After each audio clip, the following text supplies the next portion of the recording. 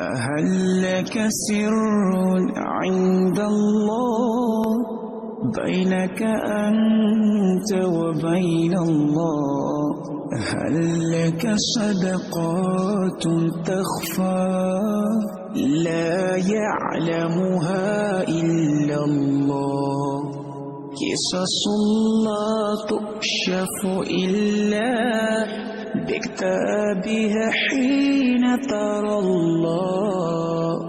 ما حراك بهذا أن يكبر قدرك عند الله؟ هل لك سر عند الله بينك أنت وبين الله؟ هل لك صدقات تخفى لا يعلمها إلا الله؟